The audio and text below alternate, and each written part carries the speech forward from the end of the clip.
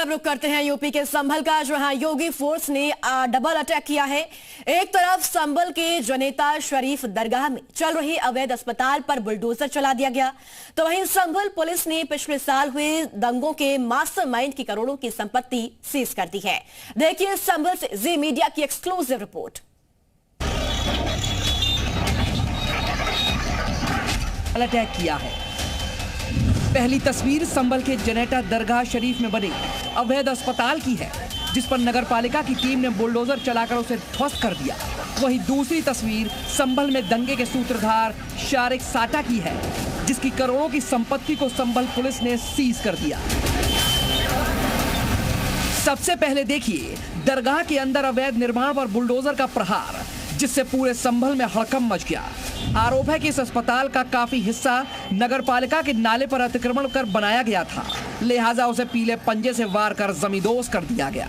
वैसे आपको बता दें कि ये वही अस्पताल है जिसे दरगाह के अंदर अवैध रूप से चलाने का आरोप भी लगा था, और जब कुछ दिन पहले संभल की एसडीएम ने छापेमारी की तो एक्सपायर्ड दवाएं भी मिली थी।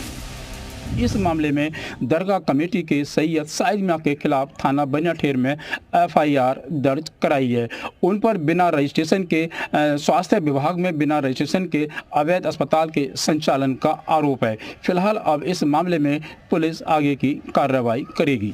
इस मामले में दरगाह के सैयद शाहिद मियां के खिलाफ एफआईआर भी दर्ज की गई है। उनके खिलाफ इंडियन मेडिकल कमीशन एक्ट की धारा के तहत कार्रवाई की गई है। दरअसल स्वास्थ्य विभाग ने उनसे इस अस्पताल के रजिस्ट्रेशन, चिकित्सा प्रमाण पत्र मांगे थे। शाहिद मियां को 19 अप्रैल तक की मोहलत भी दी गई थी, लेकिन वो कोई साक्ष्य पेश नहीं कर सके। एक के बाद कोई अगर उनके पास अपना पक्ष रखने के लिए रजिस्ट्रेशन सर्टिफिकेट वगैरह होता तो उसके लिए कुछ समय अवधि 2 दिन के आसपास दी गई थी। अभी तक उनकी तरफ से कोई ऐसा पक्ष नहीं रखा गया कि उनका रजिस्ट्रेशन है वहाँ पर, तो नियमानुसार विधिक कार्रवाई की जा रही है।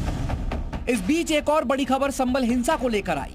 यहाँ 24 नवंबर को हुई हिंसा केस में मास्टरमाइंड शारिक साठा और उसके साथी गैंगस्टर सिकंदर की अवैध संपत्ति को सीज कर लिया गया। इस संपत्ति की कीमत करीब 2 करोड़ 31 लाख रुपए है। ये प्रॉपर्टी शारिक और सिकंदर की पत्नी के नाम पर है।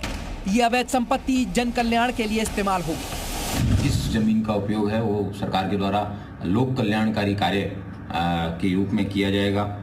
सेक्शन 4 जो उसका है गैंगस्टर एक्ट है, वो ये बताता है कि गैंग या उसके सदस्यों के पास जो भी संपत्ति है और वो अपराध से अर्जित हो, तो जो व्यक्ति उस जमीन को क्लेम करता है उस व्यक्ति को ही प्रूव करना है कि वो संपत्ति कहाँ से लाया है। इन लोगों को कई मौके देने के बावजूद ये लोग ये नहीं बता पाए कि ये संपत्ति इन्होंने जराइम की दुनिया के अलावा जो अर्जित किए गए धन है उससे की गई है। जाहिर है संभल में 5 महीने पहले जो हुआ उसके बाद से योगी फोर्स यहाँ फुल एक्शन में है, और दंगाइयों पर कड़ी कार्रवाई के साथ ही यहाँ होने वाले तमाम अवैध धंधों पर भी पुलिस की पैनी नजर है। जी मीडिया के लिए संभल से सुनील सिंह की रिपोर्ट।